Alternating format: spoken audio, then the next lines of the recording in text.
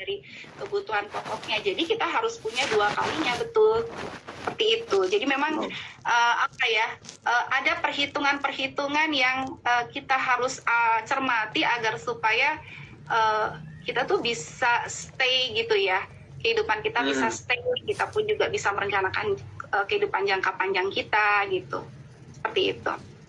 Nah ini yang menarik yang sekarang tuh mengenai donasi nih Mas. Kadang kan ada kayak kasus terbaru yang Nunung tuh ya, mungkin mengikuti benar. gitu kan, ketika dia sakit gitu kan, ketika dia sakit justru malah orang-orang yang tadinya membantu dia, tadi orang-orang yang dia bantu gitu, konon katanya tidak bisa memberikan bantuan, padahal sebenarnya Nunung itu sudah memberikan itu kehidupan, rumah, kemudian juga pekerjaan gitu, sampai posisinya sekarang sukses. Nah seperti itu. Itu banyak pelajaran yang bisa kita cermati dari kasus-kasus di selebritis ya Mas ya. Itu bisa pelajaran yang sangat bermanfaat bagi kita. Baik Ibu, nah ini juga sangat maksudnya nge-trigger saya nih untuk bertanya. Tadi Ibu Dr. Silvana kan menjelaskan tentang donasi, zakat, dan sedekah.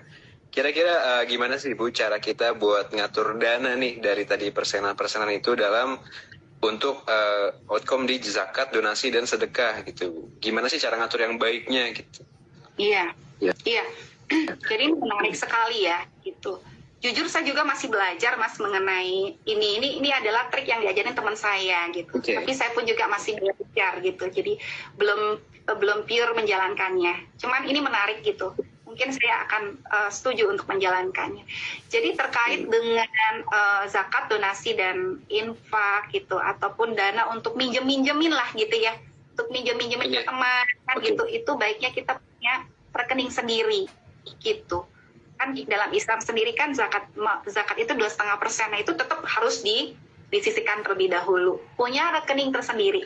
Nah itu dilebihin ya dilebihin ya Mas Raja. Kenapa? Karena jadi ada kebutuhan dari teman-teman kita yang mungkin juga memerlukan seperti itu, dan rekening itu memang udah kita ikhlaskan untuk zakat, donasi, dan infak. Kalau saya pribadi, kalau zakat itu kan pasti 2,5% ya. Ini saya lebihkan lah jadi 4-5%. Kalau teman-teman punya cukupan bolehlah 10% kan gitu. Tapi teman-teman, ketika kita udah punya rekening itu tuh adalah rekening yang sifatnya mungkin ikhlas gitu ketika itu hilang gitu ya. Jadi jika ada teman yang mau ngutang, teman-teman, kita bisa ambil dari rekening tersebut gitu. Jadi kita nggak perlu dari rekening yang anak kita sekolah di situ, kita makan di situ, dan lain-lain. Jadi itu adalah rekening khusus yang buat sedekah, buat infak, zakat, atau ada orang ngutangin gitu. Nah dari situ ya kita bisa tenang hidupnya. Kenapa? Karena kebutuhan bulanan kita nggak terganggu, hak anak kita tidak terganggu gitu kan. Kemudian ketika ada yang jujur dan ingin mengembalikan utangnya, suruh aja kembaliin lagi ke rekening tersebut gitu. Sehingga ketika ada orang lain yang membutuhkan bantuan gitu kan, dia bisa terbantu dengan rekening tersebut gitu. Sambil kita ngetes nih ya, siapa sih teman-teman kita yang suka ngutang tapi dia jujur gitu. Nah itulah orang-orang yang kita bisa itu saat dia membutuhkan. Namun bagi yang nggak ngebayar utang Mas Raja ya, itu kita nggak perlu lagi sebel untuk ngejar-ngejar, ya kan? Kenapa? Karena itu udah rekening yang udah kita ikhlasin lah gitu, ibaratnya gitu. Sehingga kalau dia mau minjem, ya pinjemnya ada sebatas rekening itu, begitu. Bisa kita kita cuma bisa ngasih sebatas rekening itu gitu, dan jangan full juga gitu kan. Ingat kita kan perlu juga ke orang-orang yang benar-benar membutuhkan atau ke panti asuhan dan lain-lain. Jadi jangan full semuanya dipinjamin gitu. Dan jika mungkin orang ini nggak amanah gitu, kita mungkin nggak sebel gitu ya untuk ngejar-ngejar gitu karena uang kita hilang. Kenapa? Karena uang itu udah kita anggap sebagai uang hilang atau uang sedekah gitu. Dan sebetulnya orang yang bayar hutang itu dia itu menghalangi orang lain untuk yang kesusahan ya untuk mendapatkan bantuan gitu. Jika saldonya itu habis. Jadi dosanya dia bukan urusan kita gitu kan. Nah, itu yang membuat kita lebih tenang. Selain itu dengan adanya rekening itu kita juga bisa bermanuver, Mas. Bisa bermanuver. Mungkin aja kita, oke deh, kamu kalau misalnya nggak bisa bayar, berapa kamu sanggup cicil gitu. Dan saya sanggupnya 5 sebulan, ya udah nggak apa-apa. Kita nggak bakal kesel, nggak bakal terganggu, soalnya ya karena rekening itu memang buat sedekah kita. Gitu. Jadi ini menarik sih sebenarnya. Jujur saya belum jalani nih, tapi ini menarik, mungkin saya akan melakukan. Gitu. Jadi karena apa ya? Kadang kalau ada orang nggak minjem nggak ngebalikin itu ya kita tetap aja ya kayaknya belum bisa ikhlas gitu. Terus saya masih dalam level seperti itu. Nah, dengan memisahkan rekening yang rekening untuk sedekah gitu kan, kita itu akan menjaga hak keluarga kita gitu kan dari orang-orang yang tidak hidup berhati-hati, yang tidak pintar menabung gitu kan, yang tidak memiliki manajemen finansial yang bagus begitu Mas itu. Nah, iya. Ya. Nah, kembali lagi ke pembahasan di awal gitu ya Mas ya. Jadi pertama-tama yang kaitnya dengan tadi kan asset tracker gitu kan. Asset tracker itu kita hitung nih antara pemasukan dan pengeluaran. Kita cari selisihnya, nah itu yang disebut dengan aset kita gitu. Atau kekayaan kita. Itu harus dikontrol tiap bulan. Jadi bagaimana ada penurunan atau peningkatan gitu. Kalau ada penurunan kita evaluasi ini ada apa, ada pembelian apa gitu. Ataupun mungkin kita perlu menambah lagi pemasukan, tambah lagi usaha-usaha baru, tambah lagi pekerjaan-pekerjaan baru seperti itu. Nah, kalau bicara ini sebenarnya beda ya mungkin pandangan antara orang-orang umum gitu kan. Kalau mau berbisnis mungkin sedikit beda gitu atau mungkin ada ya juga mungkin sama gitu kan. Jadi kalau orang-orang mau berbisnis itu kan biasanya bikin kos-kosan atau bikin salon gitu kan, bikin barber, bikin toko, restoran itu pakai ngutang gitu kan ya, pakai utang gitu kan. Nah, ini sebenarnya kembali lagi ke ini masing-masing ya Mas ya. Jadi istilahnya kembali kembali ke kepercayaan masing-masing. Kalau saya pribadi saya menghindari hutang. Gitu. Kenapa? Karena prinsipnya adalah orang yang nggak bakal bangkrut itu adalah orang yang nggak punya hutang.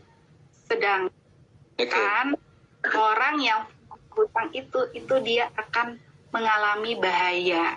Contoh misalnya, dia ngambil KPR nih ya, dia ngambil KPR, dia mampu bayar sejumlah nilai tertentu gitu kan. Tiba-tiba ada situasi yang tidak kita inginkan, misalnya kayak kemarin COVID gitu kan, atau kena layoff gitu kan, di PHK gitu kan. Nah, yang tadi income-nya itu suami istri gitu, yang tadi income-nya suami istri ternyata income-nya cuman sudah berubah gitu kan, udah berkurang begitu kan.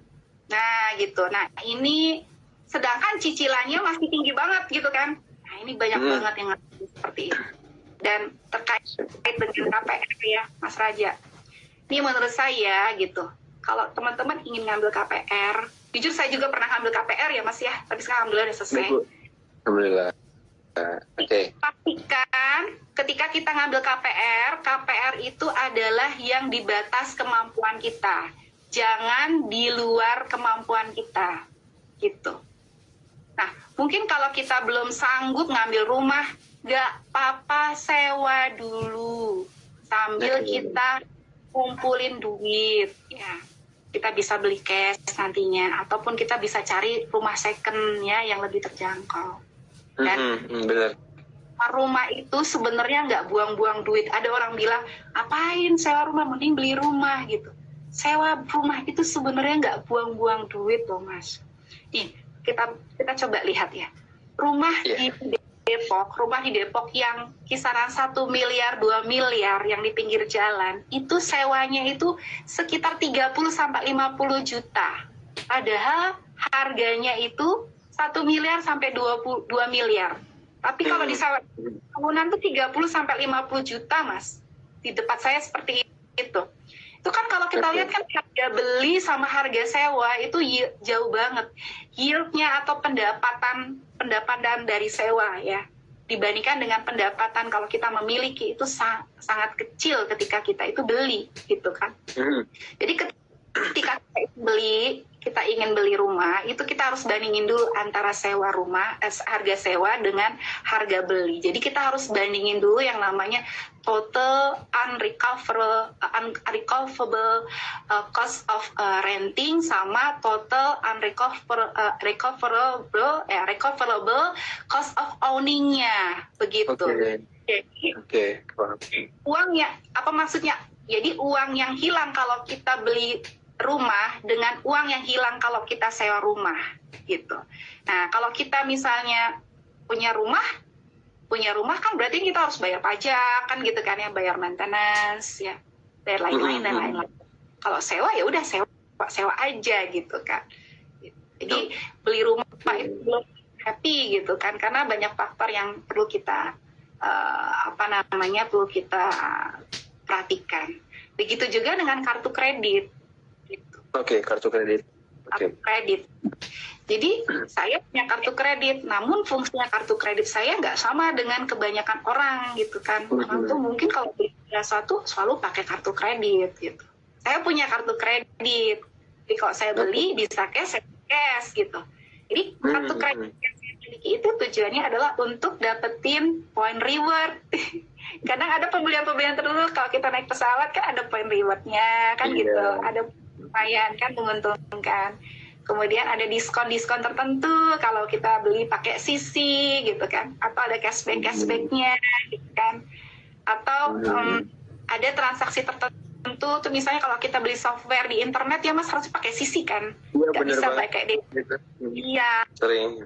Jadi untuk itu, jadi bukan untuk pembayaran utama gitu, hanya untuk itu. Dan cari saja ya iuran tahunannya dinolkan gitu kan.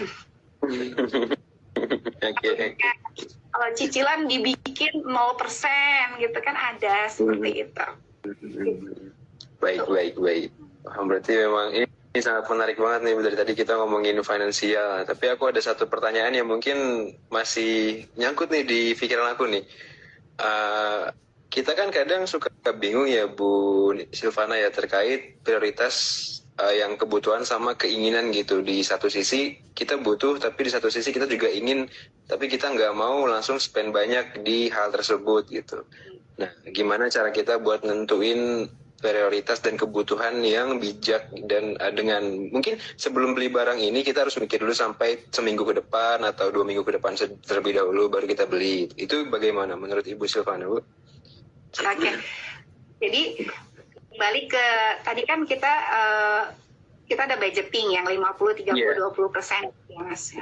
Nah, budgeting 50, 30, 20 tadi kan 50 untuk kebutuhan pokok, jadi kebutuhan yang memang kita harus bayar, harus kita penuhin gitu kan. Kemudian 30% investasi untuk tabungan dan 20% untuk lifestyle. Nah, 50, 30, 20 itu menurut saya nggak relevan gitu. Itu kalau bicara mengenai keuangan, teori keuangan tuh biasanya 30, 50, 30, 20 atau ada 40, 30, 20, 10 gitu kan. 10%-nya untuk donasi gitu kan, atau zakat. Itu udah nggak relevan lagi kalau pakai persentase gitu. Jadi untuk spending cap itu baiknya emang kita udah tentukan di awal. Ini contoh misalnya seperti ini. Kalau kita pakai 50, 30, 20, berarti untuk spending cap kita, misalnya kita gaji kita, income kita 10 juta ya Mas ya, 10 juta. 50 tambah 30 untuk spendingnya ya kan. Itu kan berarti kan ada, itu berarti kan 8% ya, 80% gitu kan. Berarti 8. Udah spending kita tetapin 8 juta, investasi kita sisanya kan gitu kan. Gitu kan. Dah, itu. Nah, ketika income kita naik, tentu saja kan kita kan review dari asetnya kita, kok kayaknya gini-gini aja sih, kita nggak bisa berkembang nih, ayo tingkatin omset, kita tambah lagi kerjaan kita atau kerja sampingan gitu, atau ya udah bisnis kita diinikan gitu, jadi kita tambahin income kita. Ketika income kita tambah dari 10 juta jadi 30 juta gitu, spending cap kita ya tetapin aja 8 juta jangan naikin. Kalau pakai persen kan naik, gitu kan. Jadi tetap aja kalau 8 juta 8 juta.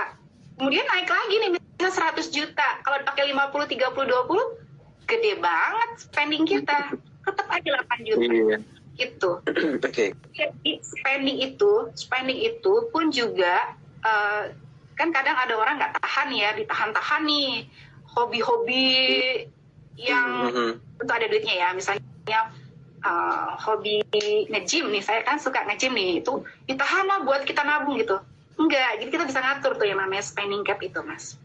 Mas tadi kan mau beli apa tuh ya? Pokoknya kan beli mungkin ada HP tertentu gitu kan, gadget tertentu gitu kan. Jadi gini, kalau kita punya sesuatu yang sifatnya hobi atau kesukaan kita gitu kan, dalam spending itu ya kita lakukan aja, kita just do it gitu. Jadi lakukan apa namanya, kita biar happy ya, kita kan cari uang kan untuk kesenangan kita juga gitu. Kayak seperti saya suka nge-gym, saya pengen gymnya yang bagus lah gitu kan, yang ini yang bersih, yang enak terjangkau dan lain-lain. Saya cari gym yang termahal di Kota Depok apa sih gitu, dan saya ikutin gitu. Tapi gitu kan ada spendingnya ya. Tapi bajunya baju biasa aja, nggak perlu branding, nggak perlu branded. Baju saya baju 100.000 boleh, jilbab saya 30.000 beli di online nggak masalah, nggak perlu brand. Tas saya tas biasa juga nggak apa-apa. Gitu. Saya pun juga naik motor, kadang kalau perlu pakai motor gitu kan. Gitu. Jadi nggak semuanya harus yang eksklusif gitu. Tapi kalau kita suka sesuatu, kita kan cari uang untuk kebahagiaan kita sendiri, let's do it gitu.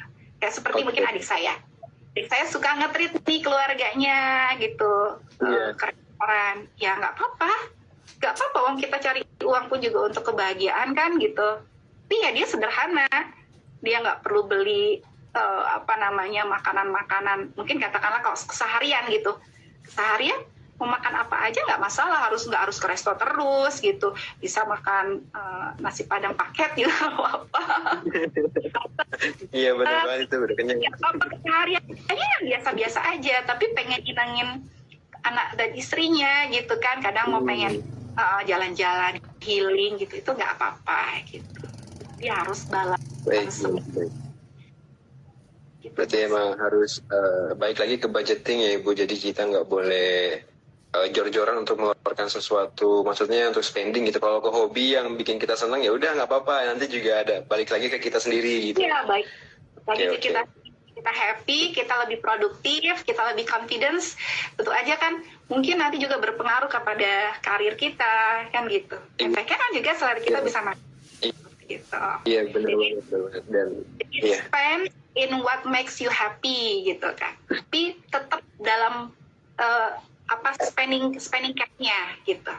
Dalam spending cap itu, let's say 8 juta lah, ya udah masuk ke situ. Berarti ada yang dikurangin yang lain ya, gitu. Yang bisa kurangin begitu. Oke. Nah, oke.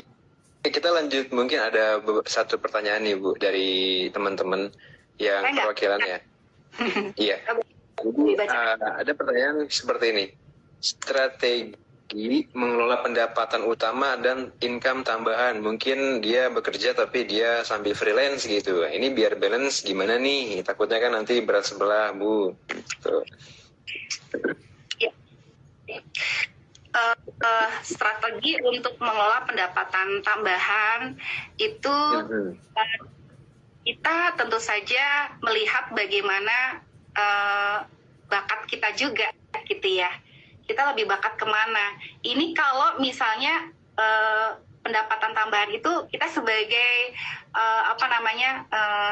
yang melaksanakan ya. Jadi bukan ada karyawan atau dan lain-lain. Misalnya kita yang melaksanakan. Contoh nih, saya kan dosen ya gitu. Jadi ketika saya ingin mendapatkan income tambahan, kira-kira yang cocok buat saya apa? Mungkin kalau misalnya saya mau mengajukan proposal untuk seminar menjadi pembicara begitu. Terus atau mau MC ataupun juga bimbingan mata kuliah seperti itu, atau dosen dosen praktisi seperti itu. Nah, dikembalikan lagi kepada teman-teman itu bakatnya atau kompetensinya di mana, begitu. Jadi kalau misalnya contoh misalnya teman-teman itu suka di seni gitu, silakan teman-teman mungkin bisa diarahkan ke sana, cari lembaga-lembaga yang bisa menyalurkan. Ataupun juga sekarang ini kan cari uang nggak susah gampang, dibilang susah-susah gampang, iya betul. Kan sekarang juga ada media sosial ya, gitu. Iya, jadi konten kreator menyalurkan bakat kita, dan itu kan kita dapat monetize kan di situ, seperti itu. Yang kedua tadi ya. Oh, yang kedua ini itu hanya satu pertanyaan, tapi ada lagi. Jadi pertanyaannya ini gimana sih biar kita mencatat dan memantau cash flow dalam keluarga. Jadi mungkin orangnya nih udah menikah ya, jadi dia cash flow-nya bagaimana nih Bu, biar stabil terus di balik dari budgeting dan rumus-rumus untuk ekonominya nih Bu. Baik.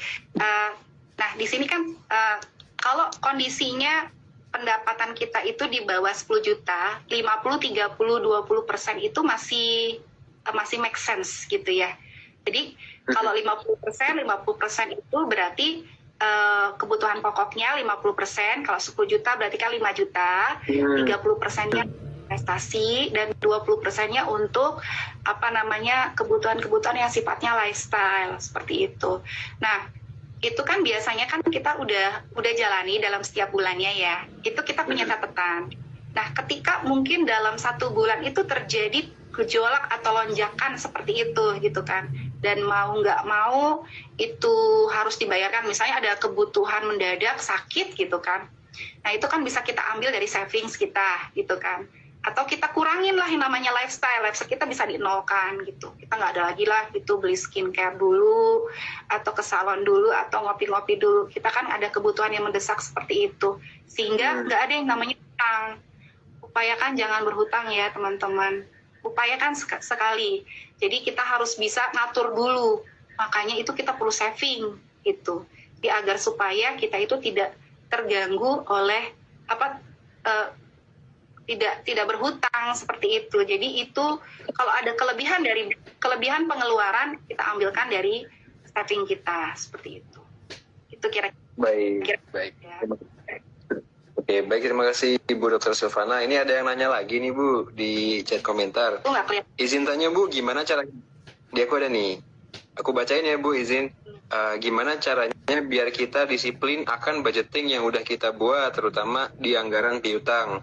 Karena jujur masih sering kebobolan, belum berhasil menolak orang, belum berhasil ya, menolak orang yang datang berhutang. Ya, seperti itu Bu. Iya.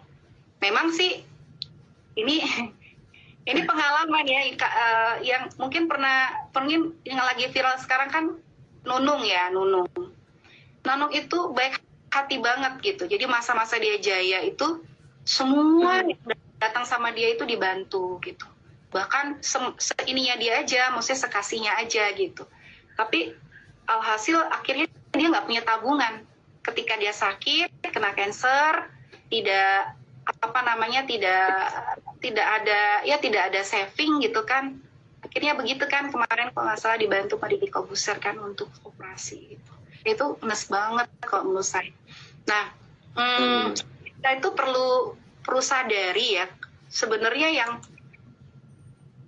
yang paling kita perlu utamakan itu adalah diri kita dan keluarga kita. Ini menurut saya ya, gitu.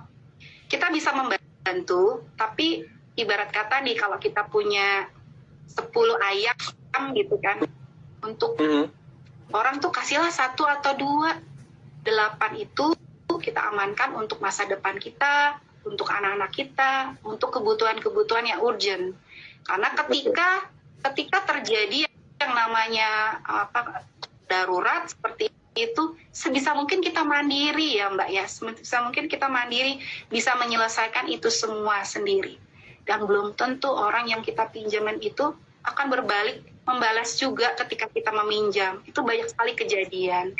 Jadi ketika misalnya piutang itu tidak dibayarkan gitu, misalnya mereka berutang dibayarkan gitu, tidak dibayarkan, ya udah gitu. Ya memang nggak mudah ya gitu, nggak mudah bagi kita. Tapi itu dijadikan pelajaran, ke depannya kita pun juga akan lebih bisa memprioritaskan diri kita, anak-anak kita, masa depan kita. Begitu. Jadi dari 10 ayam, 1 atau 2, it's okay. 8-nya buat kita. Itu prinsip saya. Emang harus tegas sih untuk nolak ya. Gitu. Nah ini prinsip yang tadi teman saya ajarkan mengenai rekening, donasi, zakat itu bisa dilaksanakan. Kita nggak salah kalau kita bilang sudah tidak ada. Sudah tidak ada itu adalah tidak ada di rekening donasi itu. Oke. Sudah tidak ada, sudah habis. Kan sudah tidak ada dibudgetkan sendiri.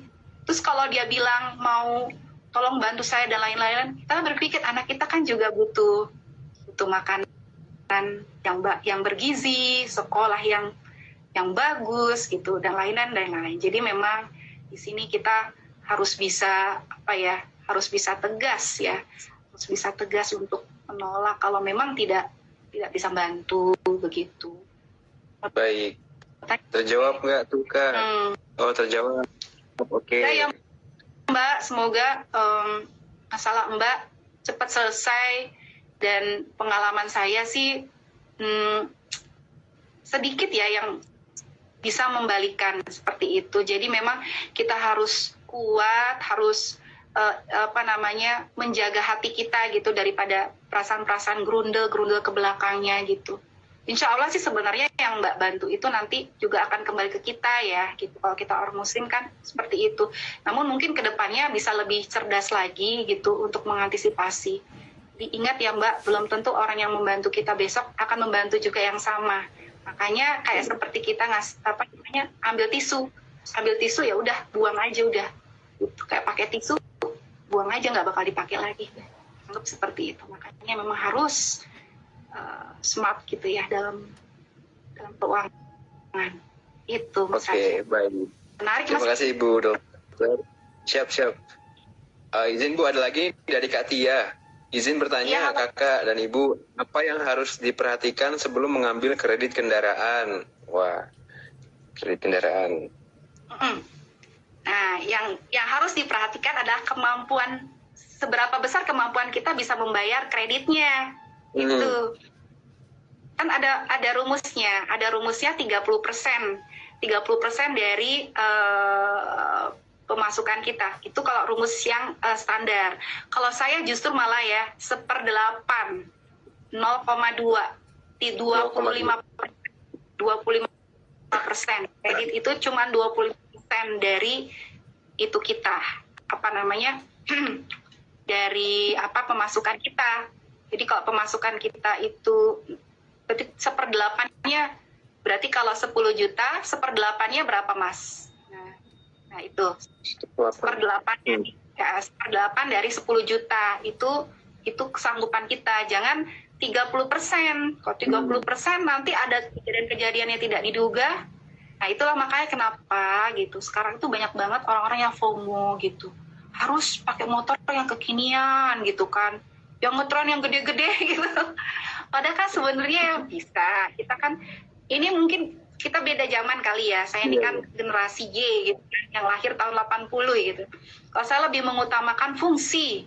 Kalau motor itu masih berfungsi dengan baik, bisa mengantarkan saya ke tempat ya. Terus kemudian kita pun juga bisa cek ya, mesinnya juga jangan yang jelek-jelek banget gitu. Second pun juga sebenarnya nggak apa-apa. Kita tabung, kan? Kita tabung. Ya nanti sabar aja berapa setahun gitu, kita bisa dapatkan motor walaupun second tapi nggak ada hutang.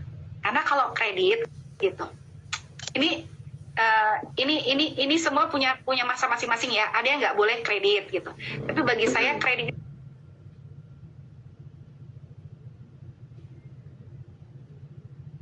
itu sudah disepakati di depan. Itu kan prinsipnya syariah. Jadi misalnya Anda dipinjemin 10 juta, tapi Anda setuju nanti setahun kemudian ngembaliin itu 10 juta, 11 juta. Yang 1 jutanya ada kelebihan. Asal setuju, itu boleh. Gitu. Tapi kalau misalnya kredit, yang bunganya nggak jelas gitu, selesainya sampai berapa pagunya kayak gitu, hindarin deh yang kayak gitu-gitu. Tapi kalau kredit motor tuh biasanya sudah jelas. Jadi dipatok berapa, harga 20 juta, dipatok 30 juta, dibagi 12, biasanya begitu. Jadi udah jelas ininya. Cuman kan gede banget, kalau kredit motor tuh gede banget spreadnya gitu. Kalau saya sih, kalau ini tergantung kita masing-masing ya, karena kan namanya manajemen keuangan kembali ke prinsip hidup masing-masing. Kalau saya lebih ke fungsinya, kalau saya lebih ke nahan dulu deh, nahan dulu deh ini apa namanya, rasa kepengen ini kita tahan dulu, nanti kita beli, kita cari yang bagus-bagus tapi second gitu. Itu kalau saya. Per 8 ya intinya kalau saya 0,2. Oke, 8. 0,125 ya. Ya kan 0,125 per 8 ya. Iya, benar 0,125. Iya. 12,5%, bukan 30%. Ya, karena masih suka ini ya Bu ya, ada 30% dari penghasilan gitu kan. Dari perusahaan tuh ya Bu. Jangan. Lebih baik kita besarin ke investasi, ke tabungan. Gitu. Kita belum bicara tentang instrumen investasi nih. Iya Mas Raja, menarik ya. Oke, terima kasih Kak Tasya sudah terjawab katanya nih Bu. Oke, ini kita masih punya 5 menit terakhir ya Bu. Ada salah satu pertanyaan lagi yang mungkin menjadi pertanyaan terakhir kita dalam sore hari ini. Bu, izin bagaimana membangun dana darurat dengan penghasilan terbatas? Soalnya saya, Oke. Bagaimana itu Bu? Ya, harus dipaksain. Ya, harus dipaksain. Nah, kalau misalnya bicara kalau pendapatan terbatas gitu ya. Pendapatan terbatas berarti kan relate ya 50, 30, 20 nih gitu. Kita pakai rumus yang universal kan gitu. Udah dipaksain. Jadi dana darurat itu kan masuk di kebutuhan pengeluaran pokok tadinya kan gitu. Pengeluaran pokok tadinya. Nah, jadinya dipaksain. Jadi misalnya nih kan pengeluaran Anda misalnya dipatok 5 juta misalnya, 5 juta kan berarti kan sekitar 3 juta lah katakanlah seperti itu. Dana darurat itu maksimal 6 kali dari 3 juta, 3 sampai 6 kali, berarti kan ambillah yang maksimal 6 kali dari 3 juta 18 juta. 18 juta itu mau dicicil berapa tahun atau berapa bulan? Mau dicicil berapa? Mau dicicil 2 tahun? 2 tahun, 24 bulan, atau mau dicicil, let's say, katakanlah 18 bulan, ya kan? Atau mau dicicil 500.000 lah gitu ya, untuk dapat 18 juta kan gitu. Kalau 500.000 kan lebih tenang kan. Harus dianggarin, jadi 18 juta itu harus punya. Nanti kalau ada apa sama kita gitu, kita ya nggak panik gitu.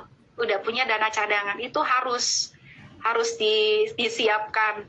Kalau bisa punya rekening tersendiri, masukin aja ke rekening sedekah itu loh. Jadi ada rekening sendiri, ada rekening sedekah itu kan ada nih.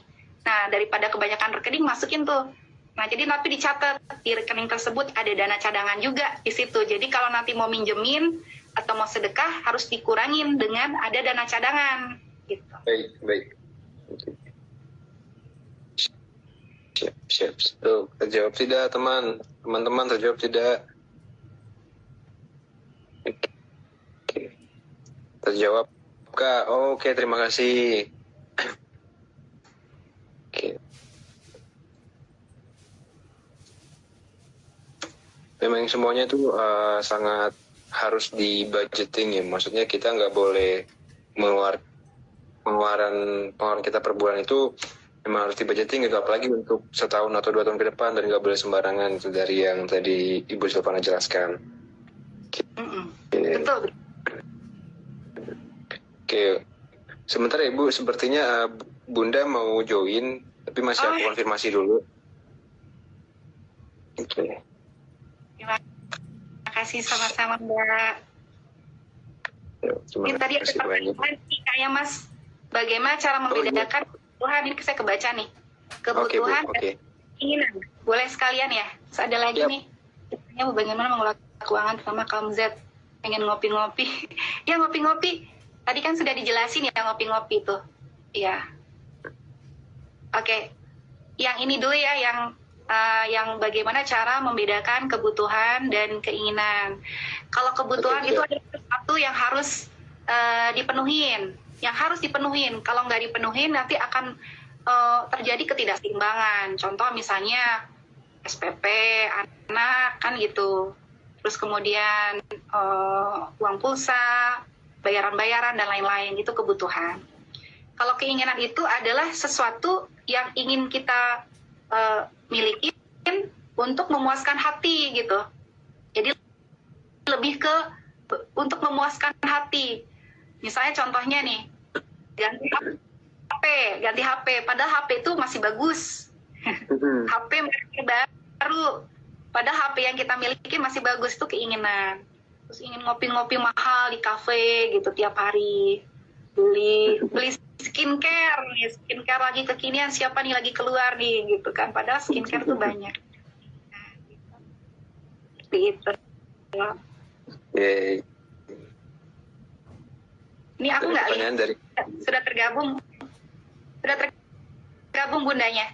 Aku belum lihat ini Mas soalnya. Oh, belum sepertinya Ibu, bundanya belum bergabung. Tapi gini, ketika bicara HP ya, ketika HP itu dipakai buat mungkin kuliah gitu kan, mungkin HP yang bagus ya dipakai untuk kuliah, dipakai bagus untuk mungkin kan bisa tuh kita bikin konten kreator gitu kan, jadi konten kreator dengan menggunakan HP yang bagus tersebut, itu jatuhnya jadi kebutuhan juga gitu. Jadi konteksnya ya, segala sesuatu yang jatuhnya jadi konsumtif, tidak menghasilkan kembali, itu adalah keinginan.